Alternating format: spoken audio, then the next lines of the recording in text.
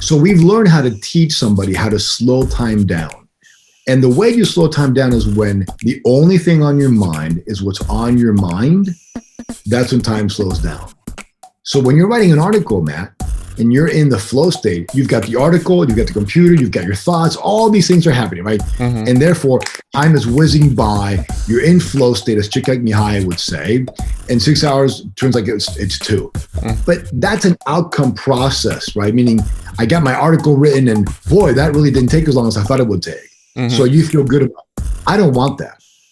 I want wow, man, I wrote the article in 1 hour and it seemed like it was 6. Because if I'm thoroughly enjoying the article and I'm present, doing what it is I'm supposed to be doing, I wanted to go slow and then look at the clock and go, oh my gosh, it was only an hour? So I don't want to finish the article in 6 hours. I want to finish it in 1 hour, but think it took me 6 hours because I thoroughly enjoyed it. This is an intro. Intro. Hustle and flow chart with your boy, my boy, Matt Wolf and Joe Fier. Hey! All right. So this is going to be a fun one. This is an episode with one of our very good friends and mentors. His name is Marx Acosta-Rubio. I think he's been on the show either 5 or 6 times. I think we said 5 on the episode. I think it's more like 6, maybe even more. Guaranteed he's going to be back again, and there's a very good reason. This guy is, I think, the smartest guy we know when it comes to doubling your money, or just really increasing your revenue and your income in general. But more importantly, taking more time off to do the things in your life that you want to do, the fun stuff. So what he's done in this episode, we go very deep as always. Marx, I mentioned it, I think at the very end of the episode, maybe throughout. This guy reads more books and digests more content and actually distills it into actionable strategies more than any person on the planet that I know.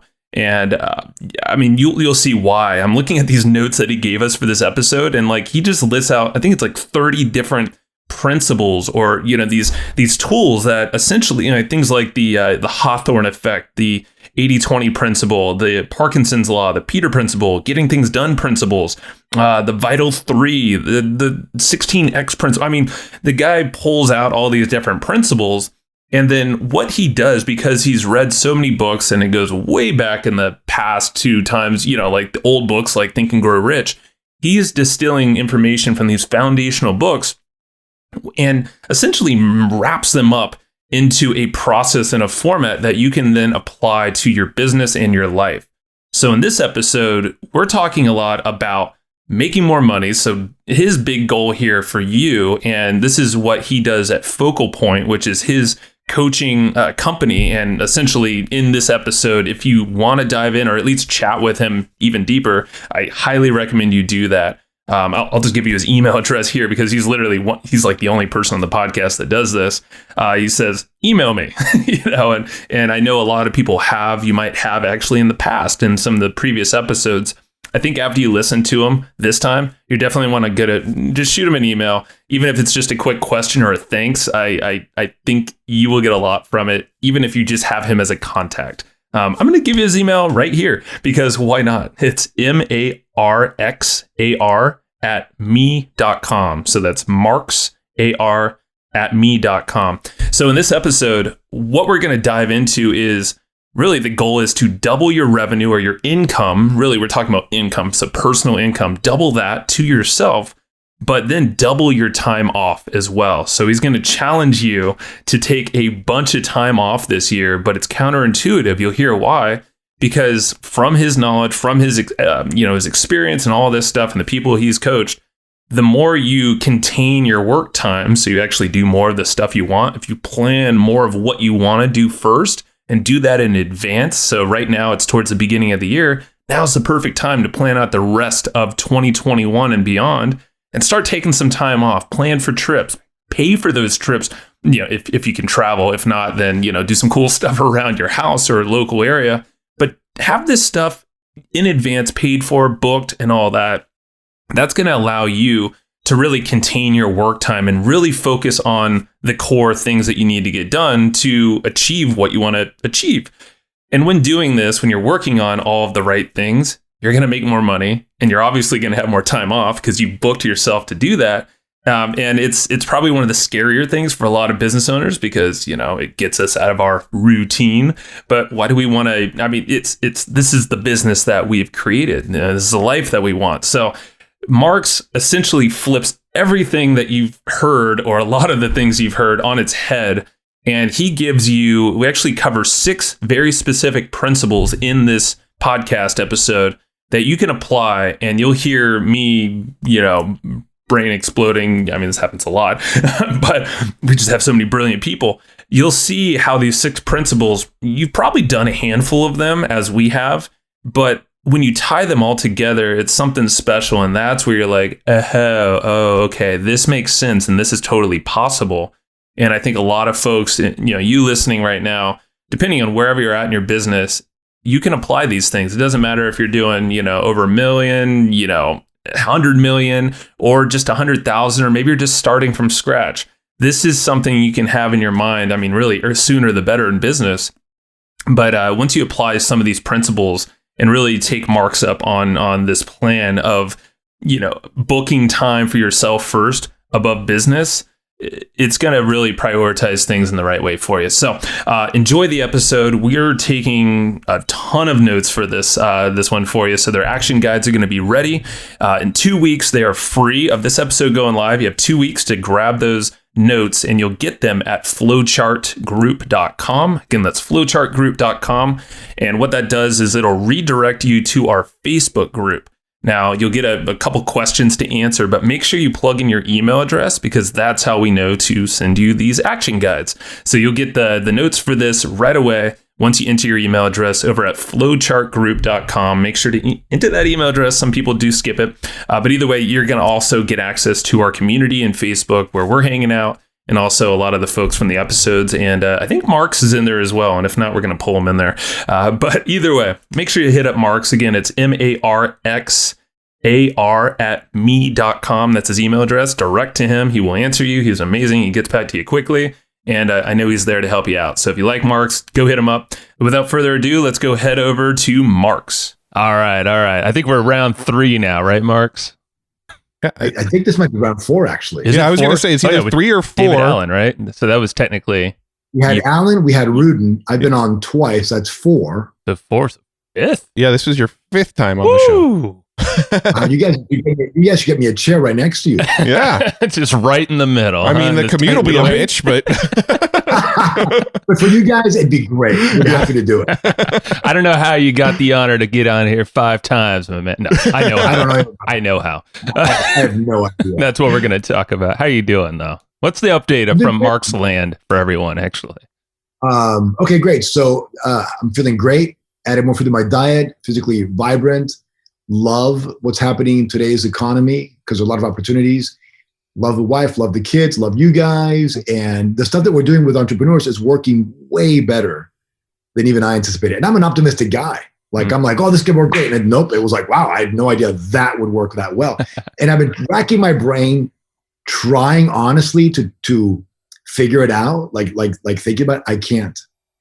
What do you mean? It's like, so the best I've come up with so far is imagine that you plant a seed and all of a sudden you water it and you sunshine and, nutrition, whatever, and it starts to grow.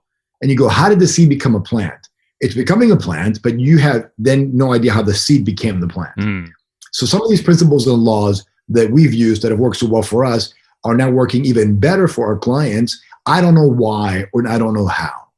And that bugs me because I want to know, right? Like why does that thing work out? For example, somebody just signed up for Focal Point, meaning the coaching double income, double time off. And the minute they signed up and paid the hefty fee, they got 2 opportunities that showed up that were going to equal more than they paid for us. Now, coincidence? I don't know. It's happened too many times about that. But I did write down 6 things that if you guys let me share, I'll share with you. That I think the audience can do to test my hypothesis that this stuff works. And your hypothesis, really, really, really quick, just to give the overview, because you've given us a lot of this, is basically double your time off, double your revenue, right? Like that's the thing. Yeah. Yeah. Okay. So the idea is how do you double your income and double your time off? Now, that's a philosophy. Right now, we do actually try to get you to take 150 days off, and we do get you to look at what your income is and double. I mean, we keep track of those metrics because it's important.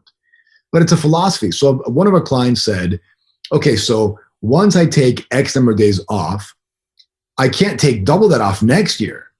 So my question was, how much pleasure can you stand? Interesting question. Right? And I did not make that question up. Richard Bandler, the founder of Neurolinguistic Program, or one of the co-founders, brought that question up. So I took it from him because I'm a great modeler, but it really is his origination.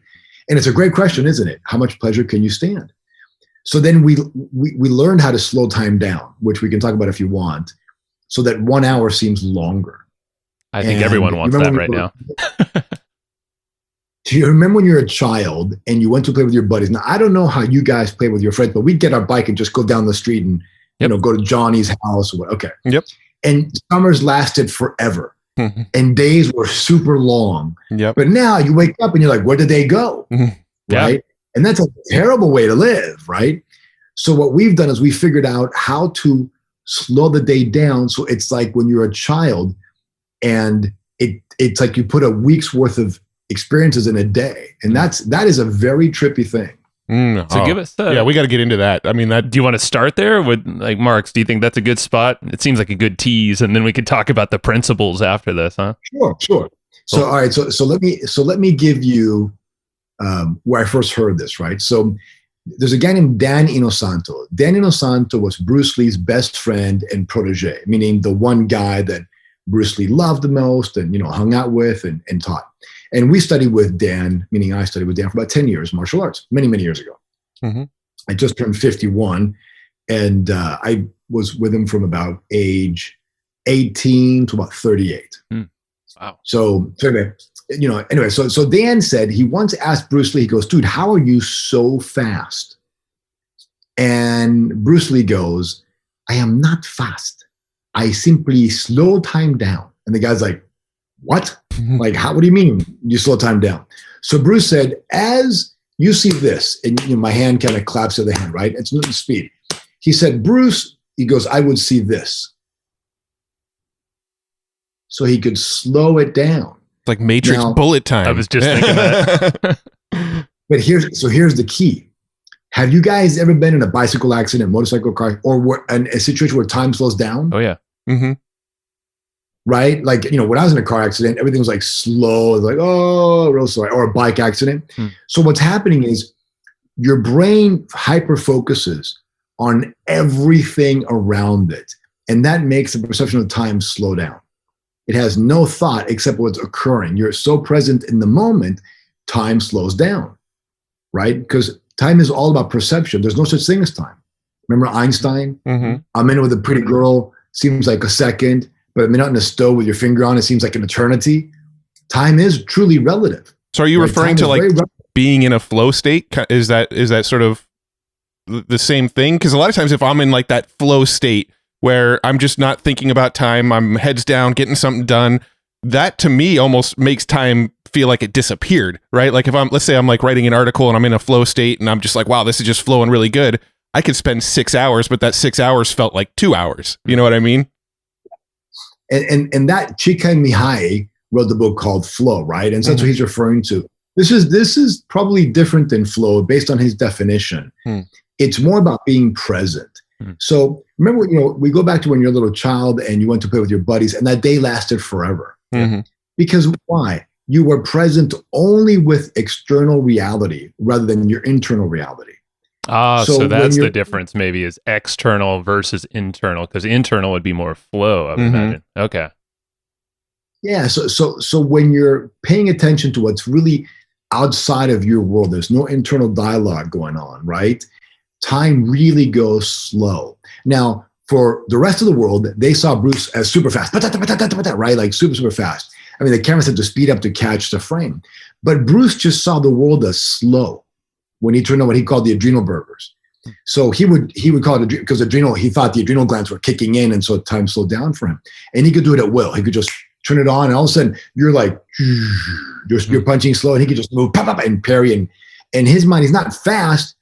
you're slow. And that's a very different way. In fact, a lot of the principles that we've uncovered on doubling your income, on doubling time off, are counterintuitive. They're the opposite of what you think. Example would be, if you want to make more money, take more time off. You told us that, and I was like, huh? Yeah, I remember that was the leading thing you said. I mean, that's probably the most important one, it seemed like. So we took the pyramid and we flipped it on its head. So we don't start with, okay, let's go talk about your income. We go, hold on a second. Let's talk about your lifestyle, your life. What is it you want to do? What do you thoroughly enjoy? And let's schedule 150 days off a year.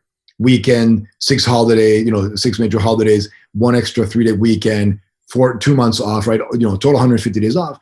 Because what's happening then, well, we'll talk about this in a minute. Let me finish the time stuff real quick. So we've learned how to teach somebody how to slow time down. And the way you slow time down is when the only thing on your mind is what's on your mind. That's when time slows down.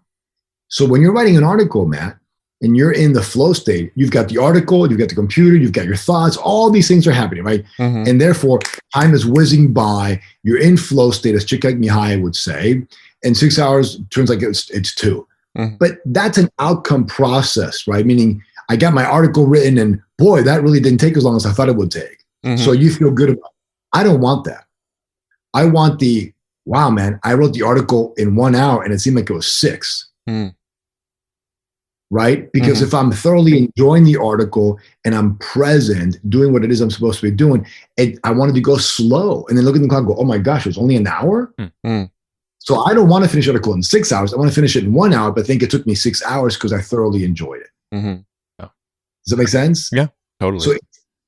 So Csikszentmihalyi is right about the flow state, but I remember one time being in my snowboard and it was Mammoth, California, about 12 years ago. We had owned the condo in Mammoth, and I remember going down Cornice, and I'm on this edge, and I had the awareness that I was on the edge in the mountain and that nothing else was in my mind except snowboarding.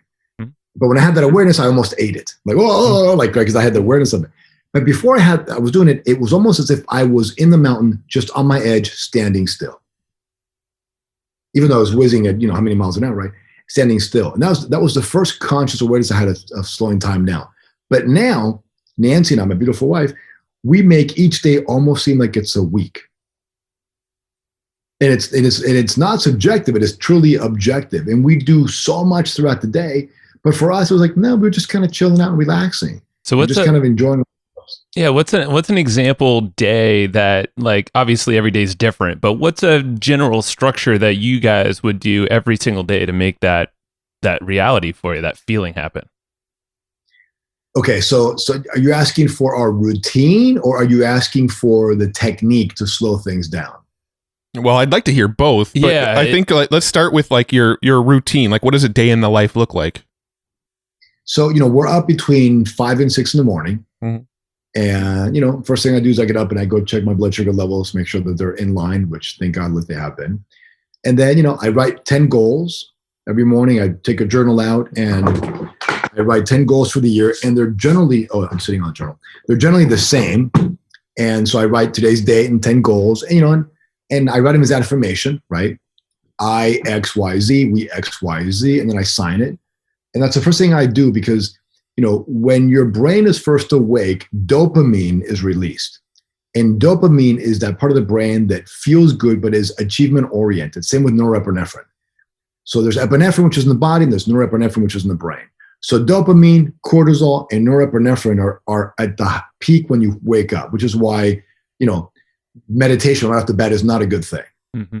It's not, because you're going to not take advantage of those hormones. So I give my brain something to achieve right off the bat. Hey, here's the 10 things we're going to do this year. And so it gets excited and happy. Then I go down, I do my affirmations with havening. And, the havening process, right? That we did a whole episode. So anyone curious, go check out havening, and Marx will be on there too. Of course. And so I do that. And then I do it differently than I did in the past. And so we can talk about that if you want at some point. And that'll take about 10, 15 minutes. And when I'm doing that, my wife is doing it with me. So I do the affirmations out loud. I haven, she havens. We both visualize the outcomes of the affirmation. I start with my definiteness of purpose, which is, from Napoleon Hill's book, Think and Grow Rich, right? I, Marx Acosta, along with honey, we have X, Y, and Z, and extern for that, yada, yada, yada. And I say it 3 times. Then I go through affirmations of states that I want to have and things that I want to do and emotions. I am faithful. I have faith. I believe. I'm confident. I feel healthy. I feel happy. I feel terrific. Just things that put me in a good state. And I'll do the havening and I'll visualize it. The face, arm, hand havening. And then after that, and that will probably take 15 minutes. The goal takes about 10 minutes, putzing around. And now my cortisol levels come down a little bit. My norepinephrine is still excited and my dopamine is still excited. So then I do the Wim Hof breathing. Round the 4, which takes, which I love. I usually don't talk about it because people go, well, how do you do it? Go look up Wim. Yeah. And it's about 20 minutes, 25 minutes. And I get to about breath hold about 3 minutes and 30 seconds on my 3rd and 4th round. And then after that, a nice warm shower with a cold shower. And then I'll do a Goscue. And then after Goscue, breakfast. And then at breakfast at the table, my wife and I, we sip our nice, delicious coffee after having the breakfast. And we go over the day. What are you going to do today, baby? What do you got planned? We sort of review the projects, talk about our clients. And it probably takes us 30 minutes, sometimes more, but it feels like it takes us 5 hours, right? Because we're just chilling, enjoying it. We're present, time's really slow. And all these things are just taking advantage of the brain hormone. So by the time that I get to my desk, which is probably 8:30 at this point in time, right? It takes a couple of hours to go through the routine. I know exactly what's going to happen. I know exactly what my outcome is.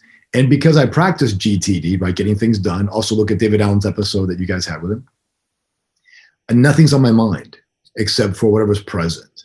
And that's one of the tricks, right? Matt, how do we do that is, really it's when the only thing on your mind is the only thing on your mind, and you're aware of that, then time slows down. It's when you have more than one thought about something at that moment in time, the time speeds up. The trick is sort of this Parthenon of techniques that allow you to be present in the moment, meaning now we can talk about just be mentally present. It doesn't work like that. You have to understand how to capture every thought you have so that when you show up, you have no thought. If you do, you got to write that sucker down. So David talked about, I think in your podcast, David Allen said that and he said this a bunch of times before, there's a big difference between capturing 99.9% and 100%. In order to slow time down, you got to capture 100%. 99.9 will not. It won't do it. My beautiful wife and I, we had this epiphany together. We were going for our daily walk, which is something we do before lunch or sometimes after. And about 30-minute walk. We just walk, we live in a golf course area, so we walk over the golf course and back. And we're just walking, and this is a couple of months ago, we're having no dialogue. And I go to her, I go, does it seem to, it was 11:30 in the morning. And I go, baby, doesn't it seem to you like the day's going by really slow? She goes, yeah, I was thinking the exact same thing, because we're very in sync now, right? She goes, I think the exact same thing. I was like, weird, and it's only 11:30. She goes, I know. And so that's when we discovered this whole slowing time down. And we began to teach it to our clients. I'll share with you guys how we go through the process. And they started not 24/7, but they get a glimpse of it. They get to touch it. And then when they had that, once you have that visceral awareness of like, oh my gosh, I just did this and it felt like it was time had slowed down. I was totally present. Now they can not chase it, but they can attract more of it. Right. And it really becomes, and the reason why we start with taking 150 days or 200 days off a year, whatever you want, we make our clients schedule it. We make our clients pay for it in advance, all of this stuff, right? Is because by doing that, we invoke 3 very important laws or principles, which I'm happy to share if you want now with the 6 deliverables.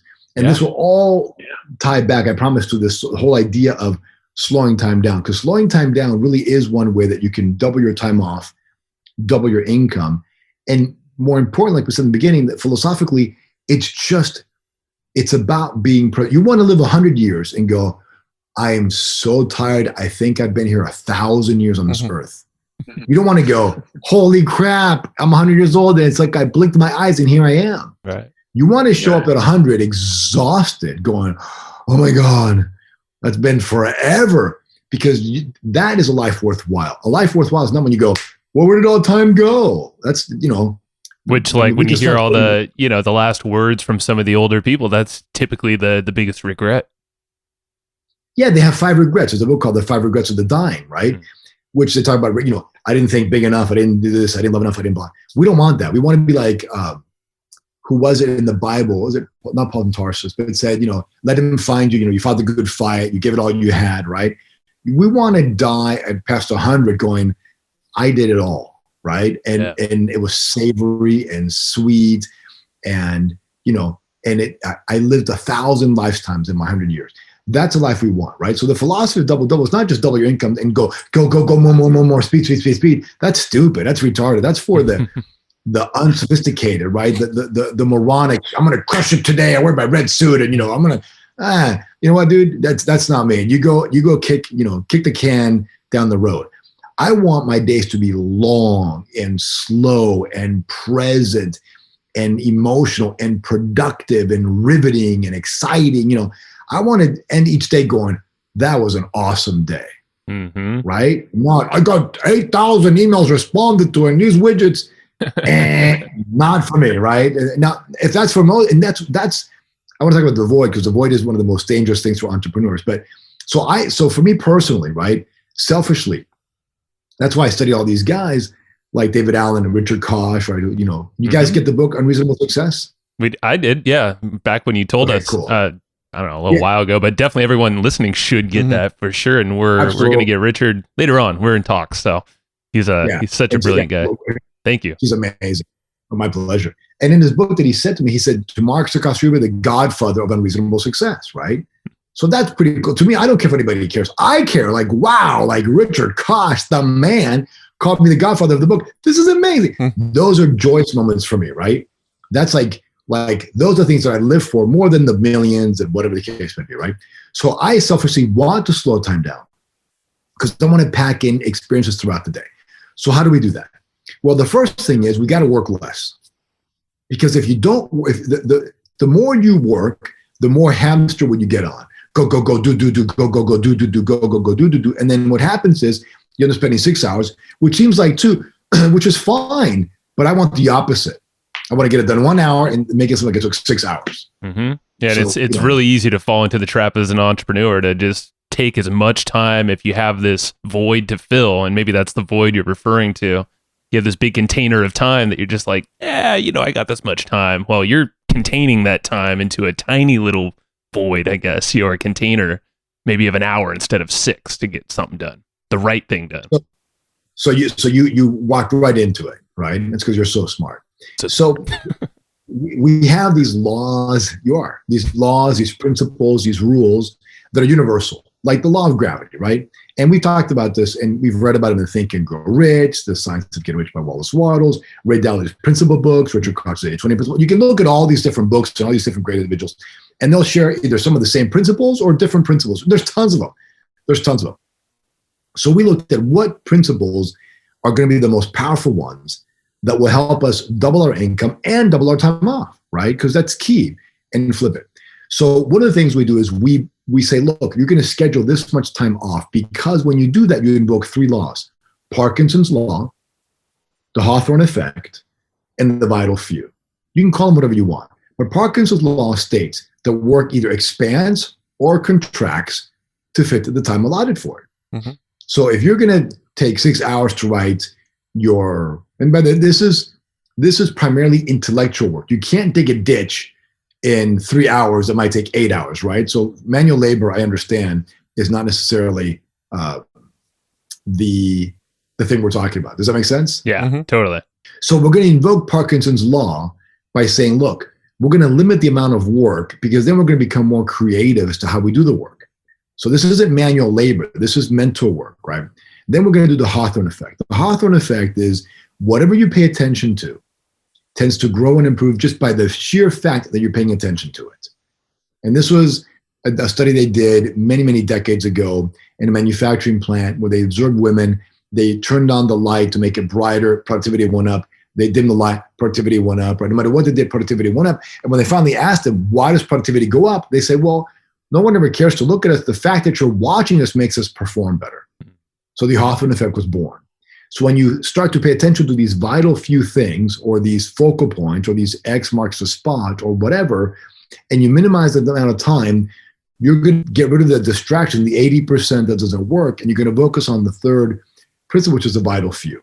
So we invoke Parkinson's law, the vital few, and the Hawthorne Effect when we limit your ability to work. Because now you got to go, okay, well, if I only got to work these many hours, I got to get this result done. What are the vital few things that will really move that needle? And what do I have to pay attention to? So if I intellectually told you to do this, you wouldn't do it. But if I force you not to work on weekends, not to work on holidays, to schedule 2 months off the year and prepay for it as an example, and take 1 3-day weekend off every month or more, right? And commit to it, now your brain goes, oh, shoot, now I've got to do it, right? And we invoke that creativity rather than, well, I really don't have to. So, and it's counterintuitive because, Elon Musk said you can't, get ahead in life unless you work 80 hours a day. That may be true if you're a programmer and you got to program 80 hours or a ditch digger. But I've studied and I've interviewed a lot of billionaires, and nobody works 80 hours a week. They're always engaged in something. But sometimes it's riding a bicycle, a motorcycle, getting on an airplane.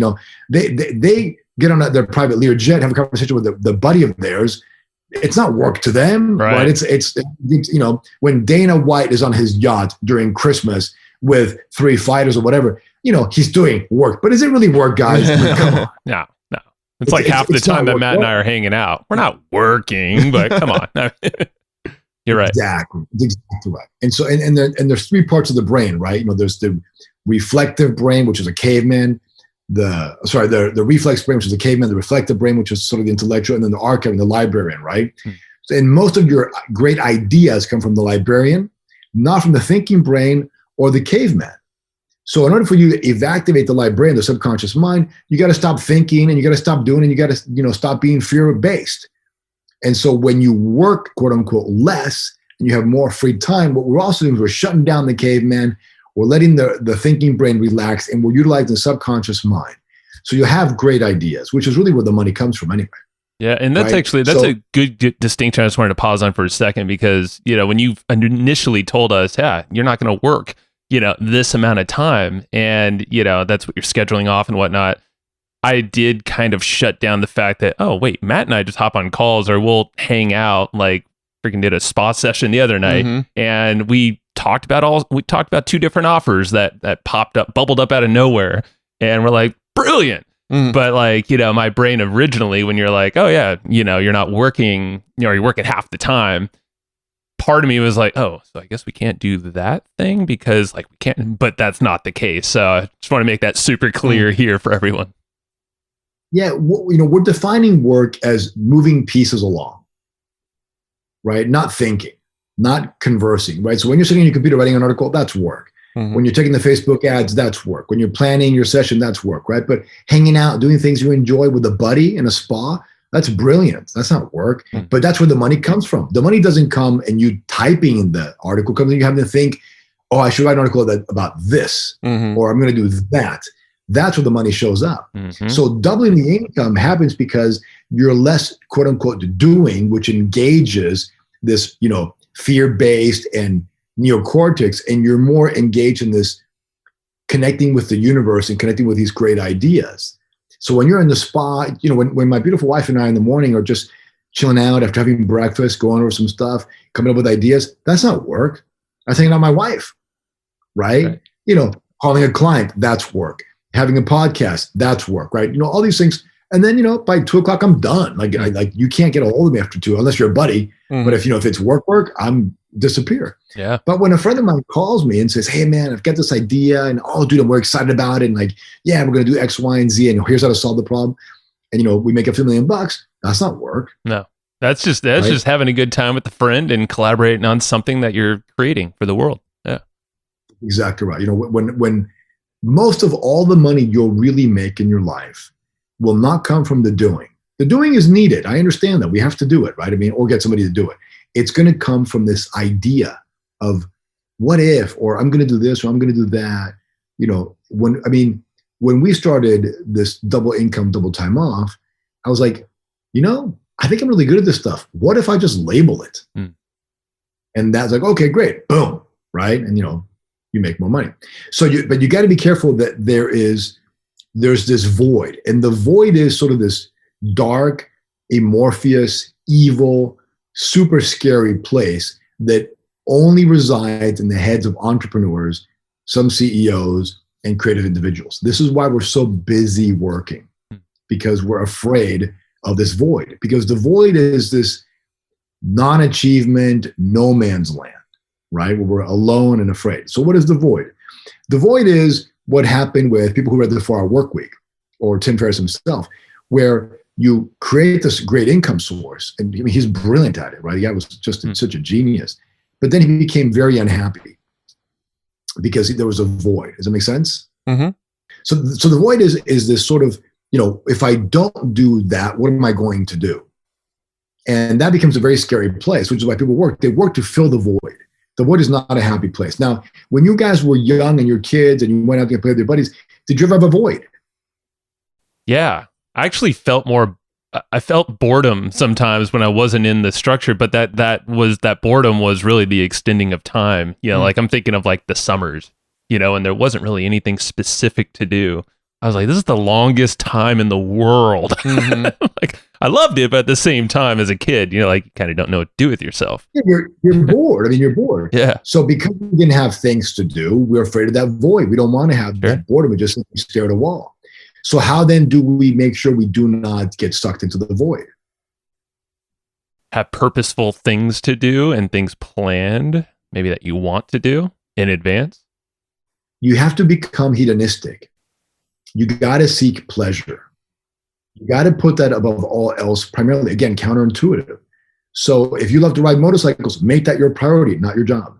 If you love surfing, make that your priority, not your job. If you love guitar playing, whatever you love, make that your priority, everything else around it. It's scary, but it's the only way to double your income, double your time off, and slow time down, and avoid the void.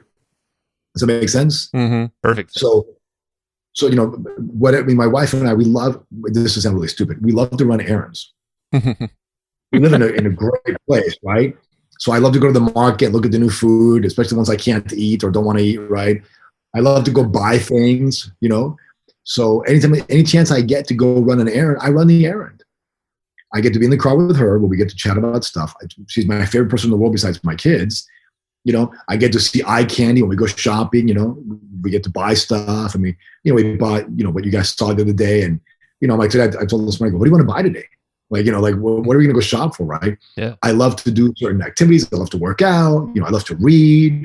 I love to go for walks. I have so many things I love to do. I'm never at loss as what I'm going to do. I love to watch movies, right? Mm-hmm. So I make that my priority. And then I put whatever I don't think is priority into a small little time frame. So I get in, get out, get it done pretty quickly. Now, it is critical. So the first one is to invoke those 3 laws. Second piece is we have to have clear space, or what they call white space. David Allen calls it, for example, clear space. Richard Koch would call it white space. And that means is moments where your brain is not thinking of something, but about something. Meaning, when you and Matt are having a spa day and you're chilling out, that's white space. Mm-hmm. Because now it's like a whiteboard or clear space. And you could just have all these ideas and sort of download. I was just going to say, this is something referenced a lot as Keith Cunningham as thinking time as well. So it's one of the most valuable things is creating a space like this, similar to what Richard was talking about. Yeah. Keith Cunningham's a great guy. I don't know him personally, but I've seen some of his stuff many, many years ago. But here's the problem with those guys. They say things, but they don't tell you how to actually do it. Like, you should think time. Well, dude, I've got 8,000 emails, 50,000 employees, blah, blah. What am I going to think? Bah! Right? So a lot of these books and these quote unquote authors, speakers, they split out these principles, blah, but then they don't tell you how to do it. Like, how the frick do I get thinking time? Like help, right? And this is where other things like David Allen comes in, for example. This is where, as much as I love Richard says it, but doesn't tell us how to do it. Whereas David Allen gives us the key, right? GTD, which I'm a big fan of, obviously, is not something you do, it's something you have. And I think we talked about this last time, right? Mm-hmm. It's like you're carrying around I have a little fanny pack right in my wallet and whatever, right? So I have a fanny pack. I don't do a fanny pack, right? So GTD is something you have. And so as you have this methodology, you can always capture your thoughts to get that clear white space. And it's in that clear white space that we come up with the best ideas. And then we can decide, through the 5 levels of workflow, what to do with it. So that's a super, how do I say this? Super simple process that will give you the second principle that you can affect today. So for the listeners, if you just get the book, Getting Things Done, or get coaching, or call off, it doesn't matter, whatever you want to do, just get in that. But then the most important thing you can do is start to capture all of your thoughts. So I usually do it on paper, or I tell Siri on my iPhone, hey Siri, make a note, blah, blah, blah. Hey Siri. So all day long you hear me, hey Siri, I'm sorry, she listened. And I just download all these notes. But then I have 25, 30 notes. And the funny thing is I keep my cell phone in my pocket and it listens to it. I don't have to take it out. I just say it and it captures it. Like I'm walking in the supermarket. Yeah. And I'll be like, hey Siri, make a note, look at nutritional value of black pepper. And he goes, and it just turned on. So I turned off. Okay. There you go. Have you heard of it? Confirmation. Right. So that's key. And we teach our clients how to do GTD the way that I do, which is a little bit different. And the third thing is we have to understand delegation. And most people, and we have clients that are worth hundreds of millions of dollars, and they're super brilliant, but they take their level, sort of their game, to a different level when they understand there's three ways to delegate. There's directive, objective, and leadership. And if you understand the 3 ways to delegate, now you see delegation in a different way. Because is this a directive delegation? Is it a delegation by objective, or is delegation by leadership? And you go, okay, what's the difference? Now, you could have a high level individual, for example, you guys are super smart. But if I wanted you to, make coffee for, a certain recipe, I wouldn't be like, hey, make coffee. Like, hey, take this much, this much, this much, because you haven't made it before. You don't know. Mm-hmm. So the task maturity level, it depends on how you delegate, right? So directive delegation is when somebody does not have the task maturity level, meaning, okay, Johnny, you're going to go to a store called ABC. You're going to go outside the door. You're going to turn right. You're going to walk 2 blocks to a street called blah, blah, blah. At that street, you can make a right. 2 stores down, there's a door, it's pink, it's got this, you're going to go in, and you just lay out every single step, right? Like you're programming. That's directive delegation. Exactly what to do. Delegation by objective is, hey, Johnny, go get me this steak from this restaurant. He knows you like it medium rare, you don't like it over salted, he knows, right? The objective is get the steak, and he just knows how to do it. Mm-hmm. And then leadership is, hey, Johnny, what should we eat? And that's very distinct, right? So a lot of entrepreneurs send leadership delegation to people that have low task maturity, who should be directive delegation, right? They mix the 3 levels of delegation. They might delegate directive to a leadership. I mean, they don't know how to use the 3 phases. So why is this important? Because as an entrepreneur, you shouldn't be doing most things. You should be thinking, engaging, surfing, biking, playing ping pong, conversations, spa days, running errands. That is really your job, because that's when the caveman is relaxed, your thinking brain can come on and off, and the subconscious, the archiving brain, does most of the work, right? You'll have the best ideas. Remember, ideas plus inspiration equals success. And that came from Jim Rohn, but he got the ideas from Napoleon Hill in Think and Grow Rich. So when you think going to a spa isn't work, you're right in defining work in negative, but it's the most productive thing you can do. Definitely. Yeah. By far, right? So you got to learn to delegate. Now, directive delegation takes a little longer because you have to type it out or, whatever, right? Objective is simpler, and leadership is super easy, right? Because, hey, what should we do? Mm-hmm. Right? It's a question now. It's not an order, really, or direction. Yeah. Exactly. Now, but here's the problem, right? In your personal life, when you guys are going to have dinner, if it's not preset, do you normally ask your wife, what do you want to have for dinner? Mm-hmm. Mm-hmm. Definitely. That's like a nightly thing for me. Right. It's for all of us. Yeah. We're delegating leadership, delegation to our wives. And they go, I don't know, what do you want? I don't know, what do you want? Nobody's decided what it is. So in my house, right now, Nancy's in charge. I was in charge for a while. Now she's in charge. I don't ask her, what do we have for breakfast or lunch? I just eat. Mm-hmm. Right? I've delegated leadership to her. She just decides. And then when she goes, okay, I'm done deciding for the night, now it's your turn. Then I'll do it. Right? So think about how much time that saves us and how much energy that saves us, right? Mentally. Yeah. So in your life, when you ask somebody, what do you want to do? How do you want to do it? If you're not trying to solve a problem, you're trying to delegate to leadership, but that's very costly. So in your personal lives, directive delegation, like when I started teaching my wife how I cook steaks, it was directive. Low heat on the pan, put some suet on there, let it sit until the smokes, then put it in there. And every minute, literally change for every minute, and 6-7 minutes, touch it. If it feels like this, get it out. If not, leave it in there, put it out, put a pan on top, 5 minutes rest. I mean, it was right. Now it's like, there's no need to directive delegate, right? She cooks better steak than I do now. So in our lives, whether personal or business, understanding 3 ways to delegate will save you a ton of time, and you'll be able to leverage people. I love that, man. I love it. Gives like the freedom of the type of delegation you're doing too, because there's an expectation. Nancy knows that she's the leader, so you don't even have to open your brain up. She's cool with direction at the beginning of that relationship when it was more of a directive or direct delegation. She's open, but I could see like if you're both thinking and trying to be the leader, then you're going to get friction. You're going to get like anxiety, people kind of like, no, it's my way, my way, so I love that. I've never heard of delegation split up like that. It makes it now when you are going to delegate anything, you can ask, is this directive, objective, or leadership? Do I have to tell them exactly what to do? Do I tell them what I want, let them figure out how to do it themselves? Or do I ask them what they want to do? Right. And so now just, hey, man, that saves you a ton of time, and it will increase your effectiveness by a lot. Because it's easy for you now. It's, hey, it's directive. Boom, love the thing. Just go do it. Right. Perfect. The fourth thing is changing compensation plans. Now, this applies only to people who have businesses or employees. And I don't want to get too much into that because it's a whole different conversation. But compensation plan really drives behavior.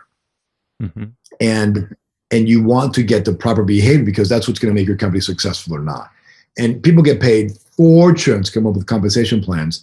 We do too, but ours is really easy. It's got 3. I'll give it to you. There's individual key metrics, team key metrics, and company key metrics. And every employee gets compensated on individual performance, team performance, and company performance.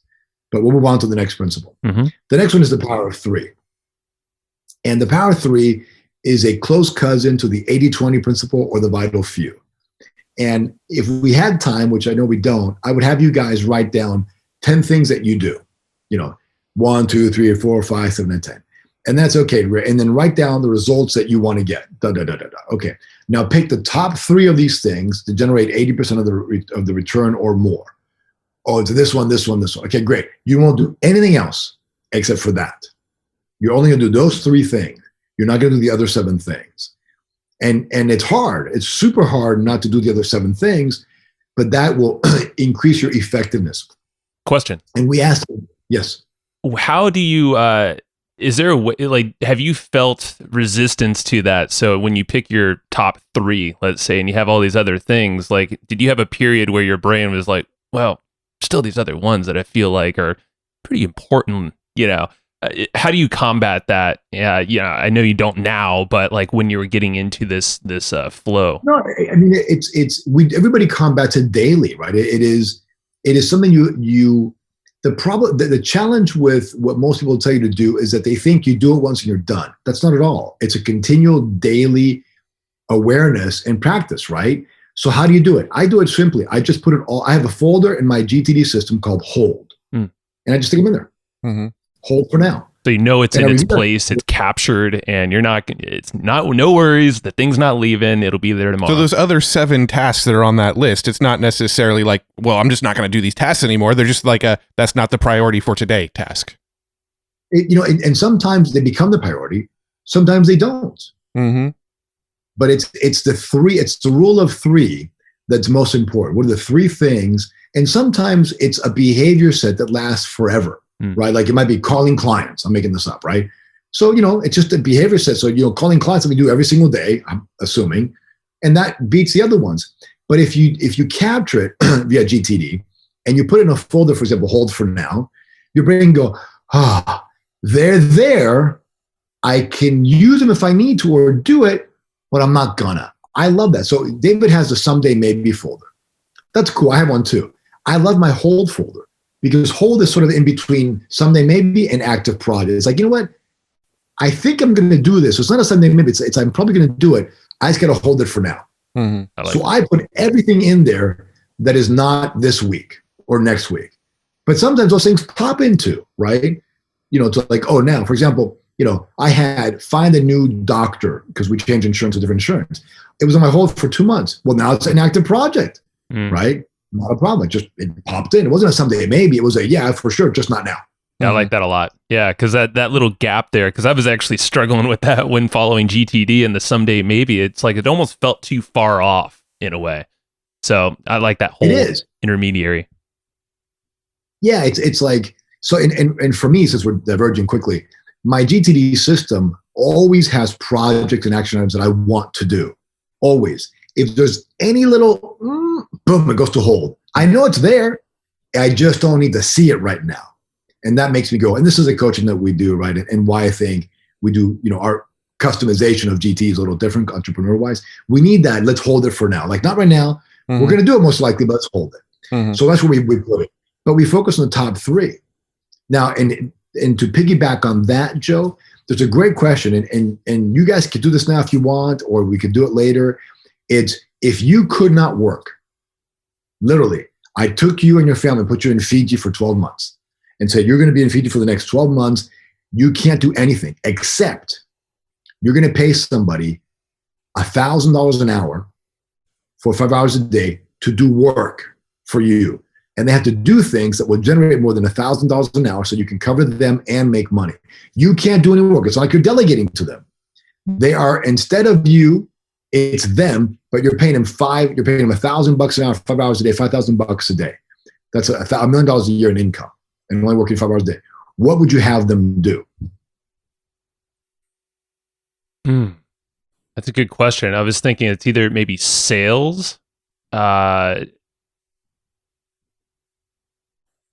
sales or content. I mean, because those are the two things that would drive our business and do drive our business. Sales so and something, content. somewhere around there. Okay. So would you pay somebody $1,000 an hour to do sales for you right now? Now with the framing from the spa sesh, yes, because we would have an offer to support, multiple offers to support that. Okay, great. That's all you should be doing. Mm-hmm.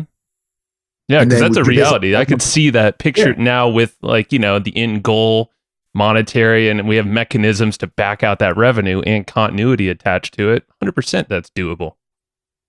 So, and Matt, would you pay somebody $1,000 an hour to write the content that you want to write now?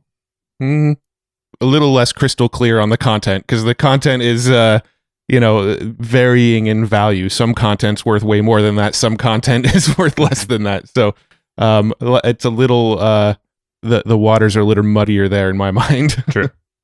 And so I had this discussion with our newest client yesterday. And this is what happens every single time is they come up with answers that are almost as if they're delegated. Well, I would have them do X, Y, and Z so I can do. No, dude, you don't get it. You can't work. You're in Fiji. You have no phone, nothing. You're there for 12 months. You left them with do these things, and you left a bank account paying $1,000. They have to generate income. This creates a disassociation between your subjective experience as to what you think you should be doing versus what you would pay somebody else to do. And when you would pay somebody else to do, it's a much better question, because now you go, what the frick would I pay somebody else to do? Yeah. Right? Like, holy crap. And he came up with two things yesterday that were not at all in his purview, at all. Not even part of his job description. And I was like, but you would pay somebody, he goes, yep. I said, and that's what you need to be doing. What was it by chance? What was that task? I'm kind of curious. I mean, you don't have to say the name of the person, but if it's so out in right field, that task that your client said. So one was providing, without giving away who it is, bringing in individuals who could invest in a fund. Okay. That was one. And the other one was installing certain equipments in large corporations. And he has slight connections to those two entities, but it's not his main business. It makes sense because I could see how that has this spider web effect, and it's this leverage, this focal point of that thing, and that can spin into all of these, because we have a similar situation. There's probably an answer like that for us as well. Right. And so when you really think about, gee, man, if I got to pay somebody $1,000, like legitimately, that's $5,000 a day. That's, 25 a day. But when you start to think about that, you go, what would I want them to do? And then your brain becomes more creative if you have clear white space.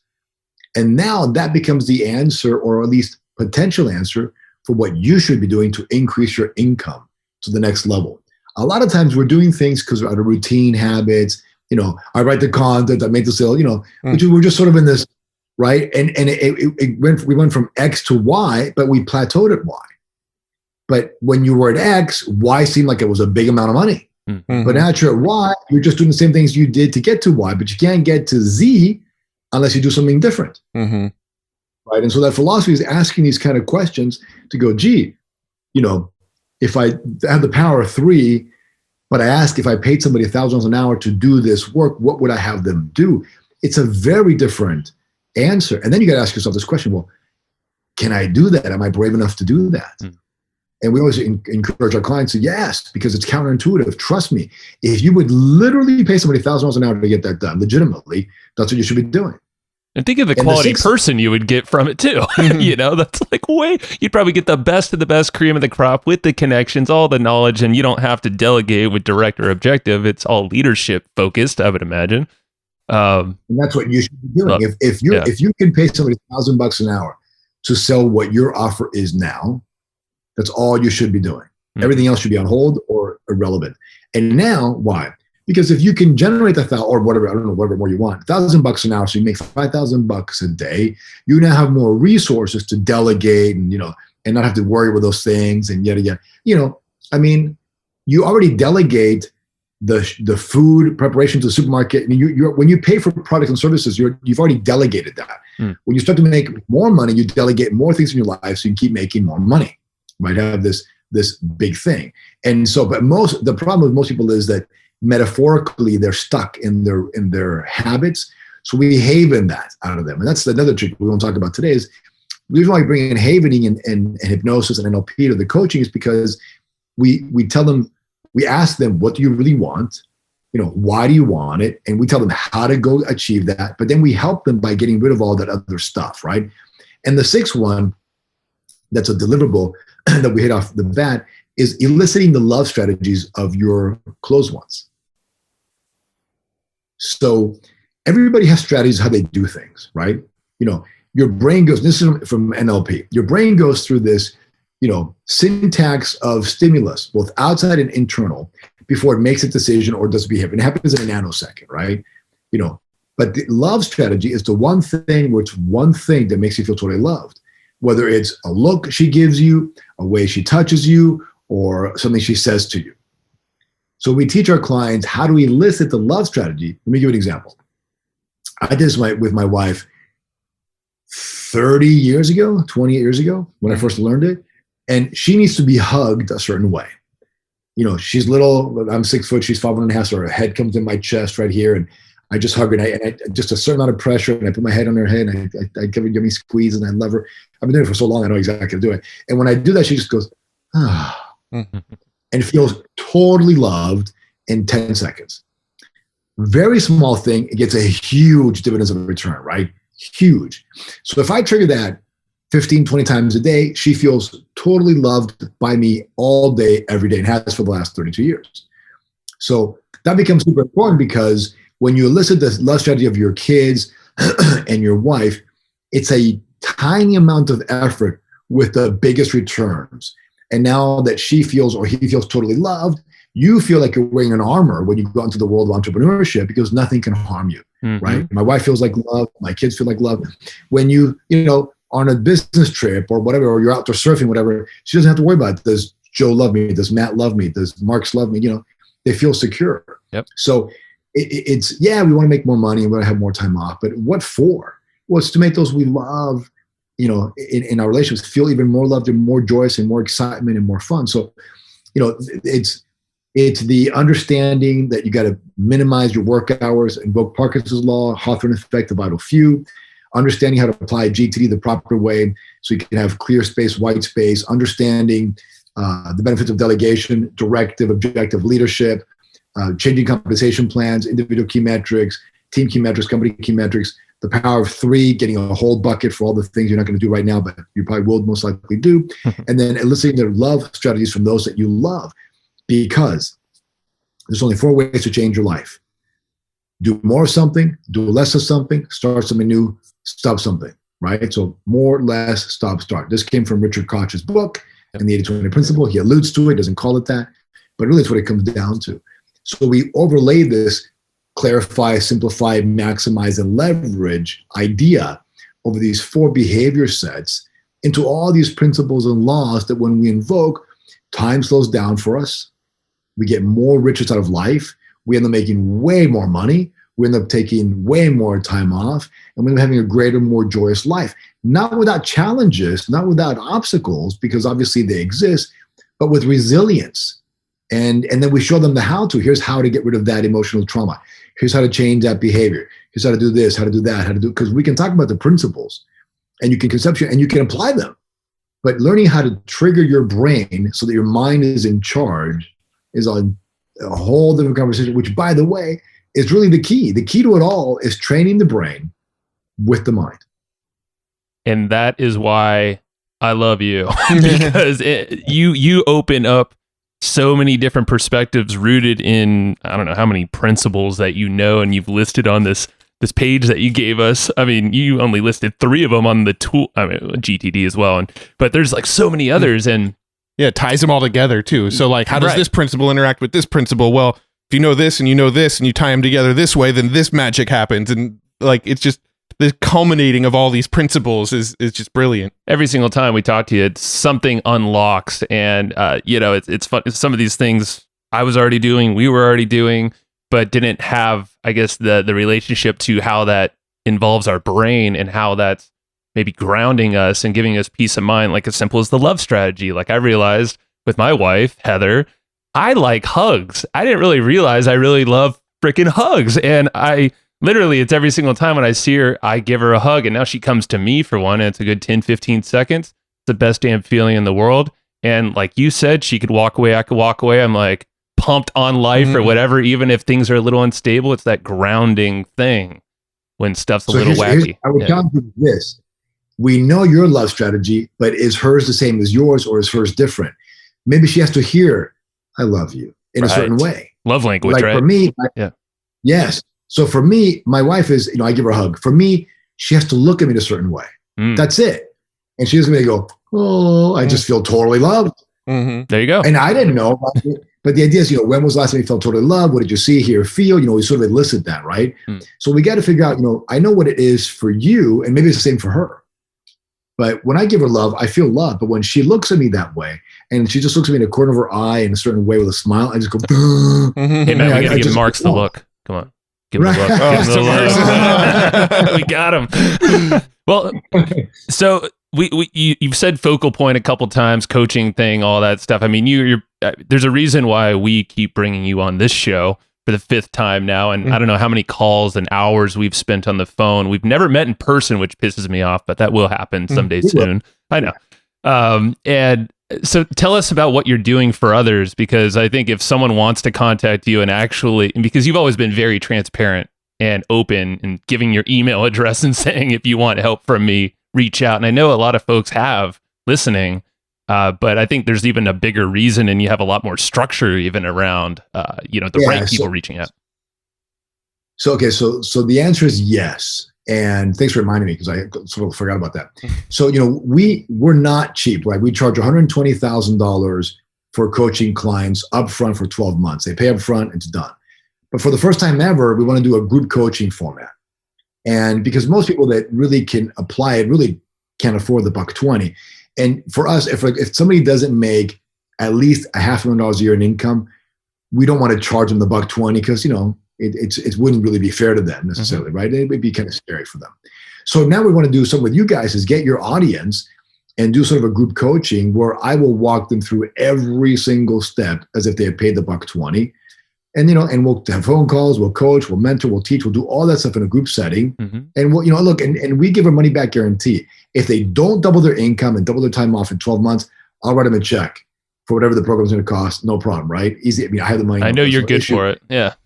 Yeah, I'm definitely good for it. Trust me. But we've never had anybody take us up on it because we're really smart. We go, well, what are you making now? What do you want to make? We qualify, right? What does success look like? And then we say, look, if you don't do the work, it's not our fault. But if you do the work, it works every single time. So if somebody's interested, and I think we're probably going to charge most likely about $30,000, $36,000 for the year, and with a guaranteed double.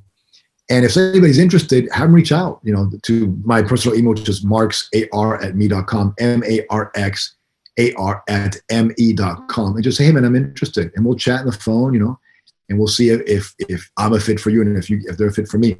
I like the challenge because since we've had 100% success rate over the last 10 years, right? Now we've never shared with this publicly because it's always been referrals and so it was a side gig. This first time 2-3 months ago that we decided to go public with it. And because some of our clients are really big dogs that are public figures and you know who they are if I mention their name stuff, right? So we sort of kept it on the down low and referrals, and usually we sign NDAs. But I want to bring it now to the public for two reasons. One is I love doing it. It's a lot of fun for me. And secondly is I think now with the pandemic more than ever, right, we need this kind of stuff because people are stressed out. But the opportunities, and we talked about this earlier, I think there's more opportunities now to make more money than ever in history before. But there's also more danger. I think that the U.S. is on the decline. I think China's on the incline. I think the U.S. is going to lose supremacy. China's going to become the world superpower, which owns, and not for me, this is Ray Dalio said this and the changing world order. But I think if we're able to surf those waves the right way, we can make a lot more money and have more freedom. I also think the world is changing whereby, we live in Texas right now, although we've got a couple of residences, but I see myself as a Texas resident, but a world citizen now, which is different, right? Meaning Texas is my home. I love the state of Texas. I love this state. No income tax, freedoms, nice people. I mean, the best is voted the best business. I love it. I wouldn't want to live anywhere else right now. But I see myself as a citizen of the world because things are changing and the borders are they're disintegrating, right? So if you're not understanding China and India and Taiwan and Mexico and all these different places, you're going to miss out, right? Because we're seeing that the education in China is kicking the butt of the U.S. education. Now, maybe your business doesn't have to do with education in China, but it does. Because someone from China is going to come here or they're going to start doing stuff on the internet. It's going to wipe you out if you're not paying attention. That being said, I think the opportunities are greater. So more danger by far and more opportunities by far. And so I think now that showing people how to double income, double time off, because look, I'll leave you guys with this thought. There is no feeling in the world like financial independence. And I think everybody should strive. I didn't understand it until I got there when Jim Rohn told it to me. And I was like, oh yeah, you'd be rich. No. When nobody has any claim on you or your property, I mean, financial independence, meaning you don't owe your mortgage, you don't owe your car, everything you buy is cash, nothing, right? You have no debt, zero debt, because we believe in that philosophy. It is your moral obligation. God wants you to be rich. The people who love you need you to be rich, or at least financially independent, which may mean something different for everybody, right? But your house should be paid for, your car should be paid for, you should have no debt. Once you get to that position, it's a feeling unlike any other, because time even slows down even more because there's less demand. You only do the things you want to do. You don't feel like you have to do X, Y, and Z because if you don't, you're not going to get money. So I believe, right, that for the next 50 years, I want to help people, if they're there, to do even more of that. If they're not there, to become that, right? And it's easier than you think. It really is. Making money is easier. Napoleon Hill said in his book that when riches come, they come so fast in such abundance with little to no hard work, he says, with little to no hard work, that you've been wondering where they've been hiding all these lean years. And that's very true. So I have a question to you. Obviously, you're not Napoleon Hill, but you've read his stuff probably more than anyone I know on this planet, and his other work. Do you think that's like the riches come quickly? I forget the exact term that he used, but I mean, it seems like we're all doing this prep work before that point in time. Bam! You switch your schedule, you apply your beliefs are different, then all of a sudden it happens. It's almost like this mental release. It seems like could open up the floodgates of riches for you if you understand the principles. Yeah, so it's a great question and comment. I think the best answer is, Elon Musk was showering at the YMCA and sleeping in his office 3 years before he sold his company for $400 million cash. So it only took him 3 years to go from 0 to 400 million cash in his first company, right? And sometimes people, labor their whole life till they're 60 and then all of a sudden they get riches. The answer is when you invoke the principles, either by conscious choice or unconscious choice, they work for you. Whether you do it at the age of 60 or at the age of 20, right? Where I don't hold Elon Musk at the time. So it's not about time. It's about employing these principles and these laws and these rules. That once you add them, the universe just gives it to you. People read books. I mean, obviously, I love to read books, right? People read books as if they're watching a movie. Done, check, next. Done, check, next. And, in some of the books, I mean, the new books today for sales and finance and personal growth, they're done, check. Those are happy meals, right? There's nothing in there. But the other books, the classic books like Think and Grow Rich, which took Napoleon Hill 20 plus years of study, there's so much in there. If you read The Law of Success beforehand and you read that, you understand. There's something there that it's not a book you read, it's a book you try to understand, right? Like the Bible. I mean, whether you believe it or not, it doesn't matter. There's got some amazing principles in there, right? Mm-hmm. So I think these principles have been hidden in conversations, in books and stuff. It's understanding and then applying them. And the second principle that the Hill talks about after desire is faith. And people just go, okay, whatever, faith. But nobody, he says in his speeches, very few people I've met in my life truly understand what faith is. And there's a reason why he says that. Because people go, yeah, I understand faith, but do you really understand what faith is? And we talked about this before, right? And faith is for example, those listening to the podcast, those that don't want to partake of our program, they have no faith. They'll never succeed to the next level, period. Not because they won't join our program. It's just because they have no faith. Those are like, yeah, I want to join it. That's faith, because you're saying, I have no idea, but I have trust that if I do X, Y, and Z, I know intuitively the rewards will come. Easy to say, not so easy to do. All right. On that point, those folks that are asking them that question and they're feeling, oh yeah, go reach out to Marx. So, thank you, Marx. I mean, this is unlocked so many more things for us. Yeah. I'm sure there'll be around 6 in the near future because why not? Come on. So what you guys should do, meaning Joe and Matt, you should plan out your 150. Go back to your wife today, make that a priority. Hey, baby, before the end of tomorrow, let's schedule 150 days off. And what that means for you, Matt, is no computer work, brother. Right? No computer work. And Joe, no phone work or whatever it is, whatever, just none of it. And plan your days. Like literally, we just finished it today. I get to where we're going to go. We're going to Disney World, which we love. We're going to go to our beach place. We're going to, we go to Utah all the time because we have a place there. We go skiing. I mean, I take probably 200 plus days off a year. Mm-hmm. I don't work, but I'm still hanging out with really smart, cool, amazing people. Business is still being done. Ideas are still being generated, but I am having the time of my life. Yep. So I challenge you guys, do that. Schedule your time off and make it sacred, meaning no quote unquote work, but enjoy it. Do whatever makes you happy. Have ideas, brainstorming sessions, go hang out with Roland. You know what? I don't care. Just don't sit behind a computer. That's right. All right. We doing that? Let's do it. We're doing it. All right, guys. Anything else? Marx, thank you. You rock, man. My pleasure. I know you guys are the best ever. Thank you so much. We'll talk soon. Love you, bro. See ya. Mr. Marx Acosta-Rubio, ladies and gentlemen. Marx Acosta-Rubio. Yeah? Yeah. Keep saying his name. Well, that's what they do at stand-up shows, right? Give it, keep it going for Marx Acosta-Rubio. Keep it going, y'all, for Marx Acosta-Rubio. The best ever. Best podcast. Get it? Oh, man. No, I am pumped still after that conversation with Marx. And we talk with him a lot. And I literally always walk away with just feeling pumped. Yeah. And it's a new perspective. It's just like, yeah. unlocked. Well, it's funny because I think he held the record for a little while of longest episode that we've ever put out on the show. I think it eventually got surpassed by a Shramko episode that we put out. But for the longest time, like I think we had an episode with him that was like an hour and 45 minutes. But he's also been on the show 5, maybe even 6 times. Possibly. I'm not sure. I know at least 4, and this was 5, but possibly even 6 times, because he is somebody that he's one of our mentors, right? There's probably 3 or 4 people in this world that we say are like truly our mentors, who like every time we talk to them, the perspective shift is real, right? There's some way that we just think different after that conversation, which is why we have so many damn conversations with Marx and why our conversations last so long. Because like, if the ahas are flowing, I'm not cutting the dude off. Other than the fact that today we had another podcast to record. Yeah. So, we actually already did. So we're coming back to do this intro. Yeah. But quiet.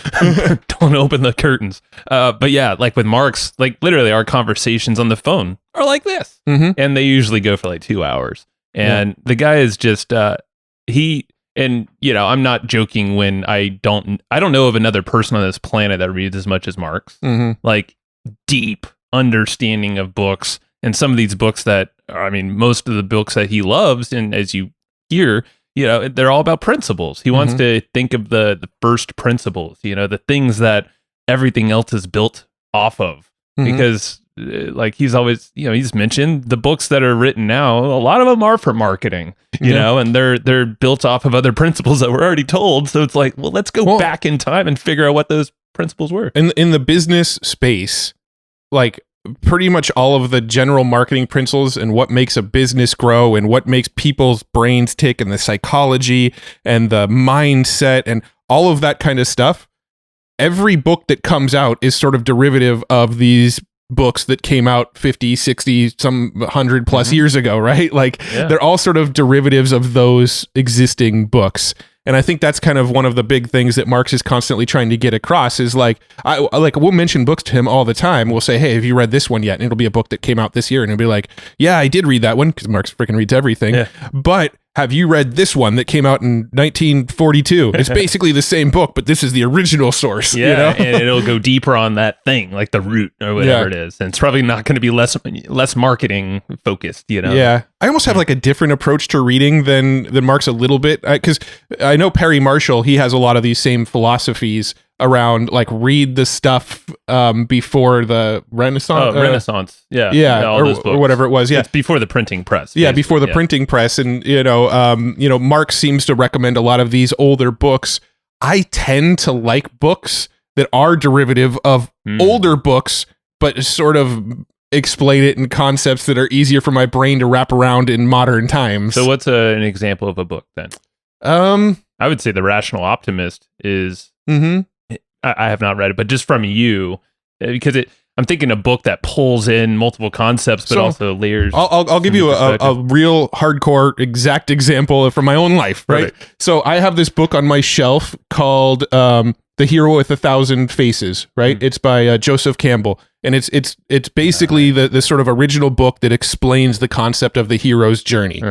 That book is dense, and it was written a long time ago. And I think I read one page and went, my brain hurts, closed the book and didn't finish reading it. I know which book you're going to now. Right. And now there's a book called the Writer's Journey, right? That Sean Vossler recommended. He's like the Joseph Campbell book. He's like, that's the original. But if you go read the Writer's Journey, that explains the whole concept of the hero's journey. It's just a lot more modern and easier to digest, right? So I do love these old works, these old books, and I have a bunch on my bookshelf, almost more for like collection status, but I almost prefer to read the more modern takes on the same concepts. Yeah, I was thinking the book I had in mind was Building a Story Brand. I actually have not read that one yet. Which is a very small book, but it's taking people along the journey. You know, it might not be as exact, but it's definitely, Well, the story brand is about branding, and it's a book to business owners. The books that I'm reading now are more books on storytelling, but not geared towards business. Yeah. That's the difference there for sure. Yeah. So, and like another one, right, is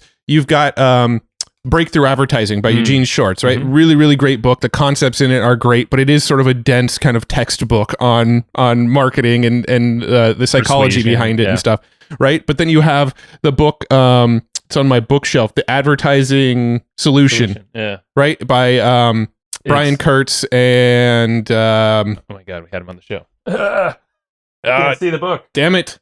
I'm really, really sorry. It's right there, right next to Super Better. Get up. Oh, anyway, so The Advertising Solution is sort of a modern retelling of 3 or 4 different copywriting books, including Breakthrough Advertising. They sort of bring it into modern times, modern language, and make it a little bit easier to digest. Yes. Craig Simpson. Yes. I'm like, this is going to haunt me. Yeah. Yes. It's by Brian Kurtz and Craig Simpson. Correct. Yeah. And that's an amazing book. And yeah, you're right. That is a perfect book. I think it brings in like 7 different of the OG copywriter types and ad writers. I think it has like the Robert Collier letter book and like a bunch of like these real big name copywriting books that but it goes back to principles. Yeah. And I think those books are the most valuable books. But I like what you're saying is like read the principles, but also some of these books with the right angling, are still going to harness those same principles and not maybe dilute it too much with like new ways of thinking. I mean, it's cool if there's like an application maybe it tells you about. Yeah. Like, I mean, it is something that I sort of get in my own head about a little bit is like, I got these books that are sort of complex, but everybody says, oh, you've got to read it to understand these concepts. And then I really, really struggle to get through them. But it's not that like I'm a shitty reader because I freaking crank through books. I read probably at least a book a week. I'll probably read 60 books by the end of 2021, right? So I feel like I go through books fast, but when you get these like really dense books, that one book will slow me way down and it might take me like a month to finish as opposed to a week to finish.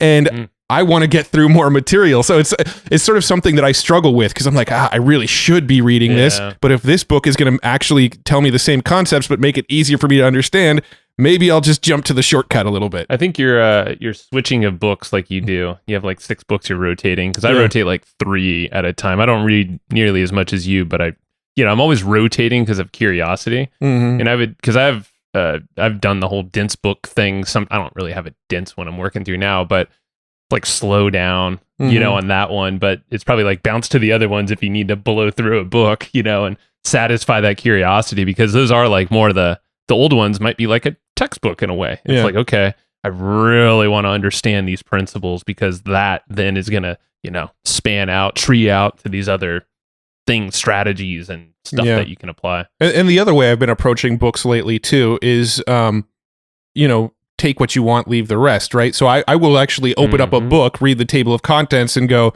chapters 1 through 3 don't really interest me by the chapter title. And but chapter 4, it's breaking down a story structure that I've never heard of before. Okay, I'm going to go read this chapter because this is sort of new information that hasn't been presented to me yet.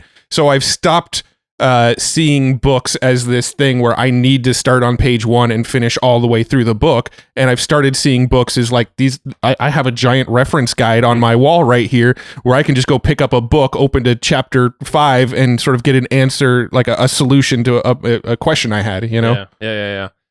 So all of that to say is, I think Marx has he basically has a library in his brain between his ears, but he also had one right behind him too. He has a massive library as well, and he actually reads all of his books and retains a lot of it, or most of it. So, I don't know. That's why I've always been so fascinated with Marx and just his different perspectives. And this was no shortage to this podcast. So, I don't know. I just wanted to kind of not edify him, but like just to really back up like a lot of what he gives on these podcasts. You don't hear a lot of us because it's literally us like, holy crap, this is a new concept. That's a new concept. Oh, I've been doing that, but it's not connected to this. I could see how the trickle effect, holy moly. Okay.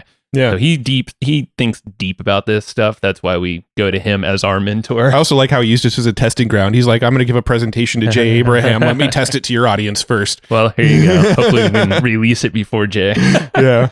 But so if you felt like, Marx is your boy, or if you just want to just ask him some questions and maybe there's something here that resonated with you, give him an email. Like the guy will respond to you. So don't feel like, you're not, whatever. You're just email the guy. Yeah. He would love it. I believe it's marxar@me.com. So MARXAR @me.com.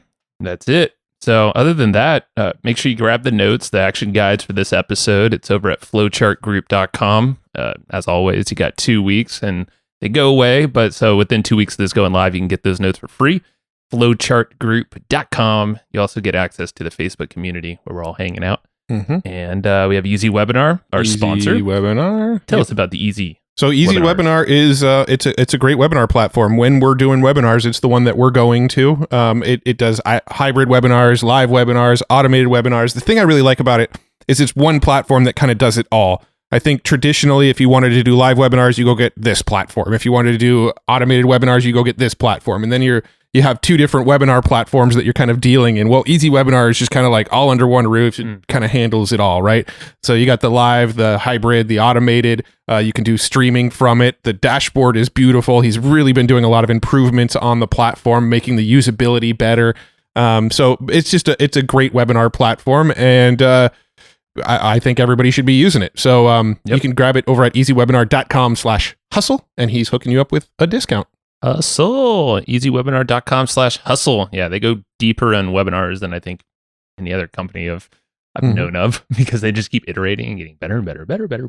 So, yep. Check them out. And then subscribe. If you're not a subscriber and you're this far in the episode, hit that subscribe button for us. It's much easier than going around and telling your mom, your kids, your dog, your friends, all that people about the podcast. I mean, you can still do that. It hurts less than sticking a fork in your eye. Wow. Yeah. So you should just hit that subscribe button. Yeah. Don't put the fork in your eye. Yeah. Something my kid would do. You still do that? Sometimes. Oh, man. Only when I'm listening to a podcast I really like, though. You got to subscribe to more shows, my friend. That's your problem. Well, there you go. There's your remedy. Please hit subscribe. Tell others that way. And, subscribe on whatever platform you're listening on. And if you have a friend or family member or anybody that you think would enjoy this and this episode, if you have an enemy who would hate this episode, send it to them too. Yeah, Marx will straighten them out if you really. But seriously, actually, that's a really good point. Like, if you feel like someone in your life, a business owner or not, I mean, this episode could unlock some crazy big things for folks, because Marx is not your typical cookie. that not your typical cookie. Your cookie. Well, he eats a lot of beef, so I won't go there. He probably does not eat cookies. I don't think so. But yeah, he's not your typical person that graces our stage here. So if someone else out there should hear Marx, please go send it over to him. Appreciate ya. Thanks for tuning in, and we'll see you next week, or maybe later this week. I don't know what day this episode's coming out. We'll see you on the next one. Thanks everybody for listening to this episode of the Hustle and Flowchart podcast. Before taking the time to listen, we want to give you something a little bit special. Every single episode that we do, we actually have somebody on our team take notes. We basically have a Cliff's Notes version of every episode where you can go and find all of the tips and tactics that they laid out, all of the resources that they laid out, all the good stuff from this episode. We actually have a nice simple notes version that you can find on our website. So go to evergreenprofits.com, find this episode that you just listened to, and give us your email address and we'll send you the notes. Thanks for listening.